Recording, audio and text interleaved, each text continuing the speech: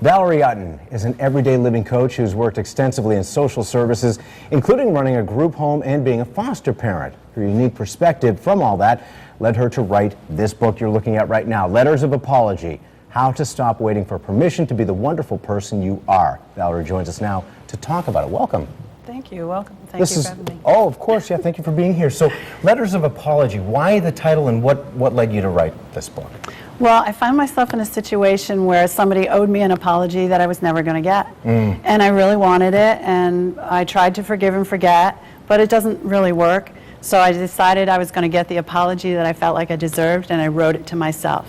So I took a piece of paper and a pencil and wrote it in like 5 minutes, just wrote everything I wanted to hear, and then when I was done, I read it. And when I read it, like as soon as I read it the first time, things just started disintegrating in my mind. All the angst, all the anger, everything. Broke up the ice, huh? Yeah, I read it 4 times, and by the end of it, it was all gone. Everything. Did you write it from the perspective of the person that you, in the words you would have liked them to say, or was it an apology to yourself for maybe having a tough time letting go? No, it was from the perspective of the person who owed me the apology. Isn't that interesting? And then I thought to myself, wouldn't it be wonderful if everybody could get the letter of apology that I've been waiting for? Okay, very interesting. Okay, so now the letters that are inside the book, they are real, Yes, right? they are. Okay, every single one. No names here, but like where did they come from without naming names? Well, I did email campaigns, I put ads in newspapers, and I did workshops to collect them all. So I got them from a variety of places. What an interesting thing. So now we find it hard to say we're sorry sometimes. We do. And especially with loved ones. I mean, there's the sticky wickets there. So why is that? What's wrong with us? Well, I don't know if it's something that's wrong with us. The first thing is that we don't really teach people how to apologize anymore. When you think about kids, you know, a pair of children, 2 children can see their parents fight at night, and they go to bed with their parents fighting, and they wake up the next morning and their parents aren't fighting anymore. They didn't see them working it out for 3 or 4 hours after they'd gone to bed, so they just think, oh, well, if you're mad or you're angry, you go to bed, you wake up the next morning and everything's fine. So we don't teach people how to apologize anymore. And isn't it so important, not only gratitude is one thing, but atonement is such, those are 2 very key things in life, aren't they?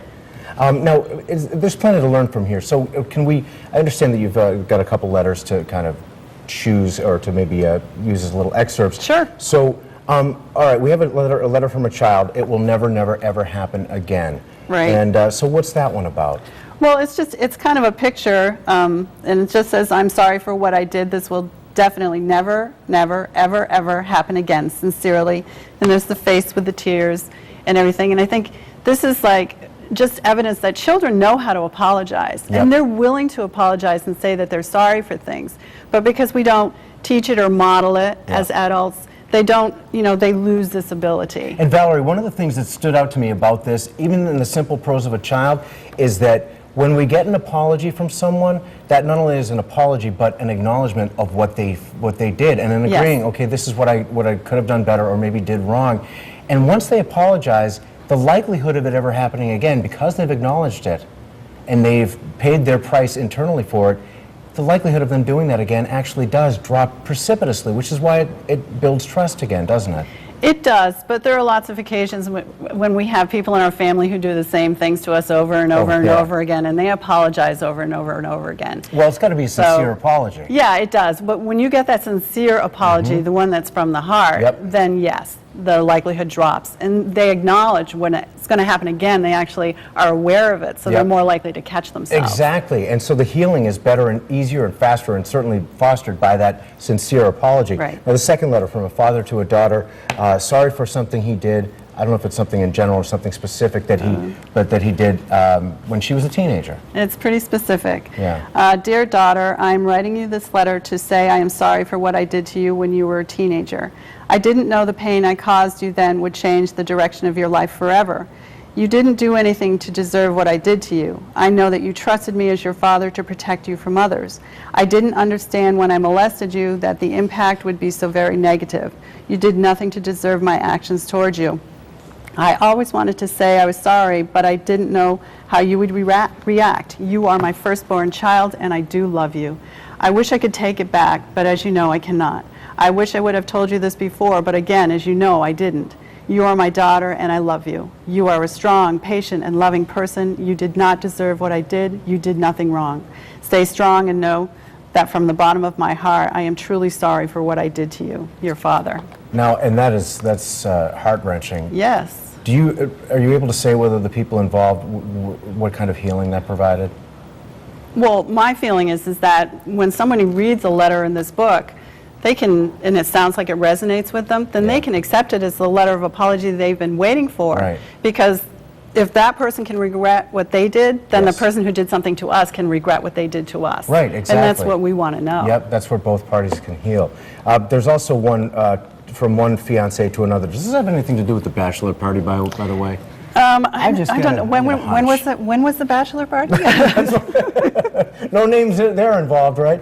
Okay, so what is this about? They were unfaithful, right? Yeah, it was from Oh, boy. to my fiance. From the bottom of my heart, I apologize to you for not being faithful to you and messing up our relationship. I totally accept that I was wrong in doing this, and I should have never done this to you because you are a good man who didn't deserve it. I was going through a very emotional and confusing stage in my life. I was afraid that the life we had wasn't going to last forever, or that we would never make it to where we are now, thinking about getting married. I truly apologize that I did this to you. I know how much this messed you up emotionally as well as mentally. This also taught me how to be a better and more truthful person to you and to myself. I have truly accepted that it was my mistake and apologize for it from the bottom of my heart. Loving you more than ever before me. What a beautiful letter. Yeah. Yeah, and what isn't, forgiveness is divine. The apology makes it easier to forgive, doesn't it? Well, absolutely. If you don't get an apology from someone, then you're left to wonder what you did wrong. Yep. Because if they didn't mean to hurt you, if they weren't intentionally hurting you or harming you, then Right. they would have said they were sorry. Yep. So we try to get an apology for something that we can never control. Yeah. Only they can tell us they're sorry. But not now, because this is written for the person who's never going to get that apology, and it's how to get over it. And many more letters. Oh, various lots types more in your letters. book Oh, here. yes. Valerie, this is a wonderful book. Thank I'm you. very interested in this, so thank you so much for this. I do pleasure. think that, in addition to gratitude, that atonement is perhaps the closest we can become to our fullest selves. Yeah. So I find this fantastic.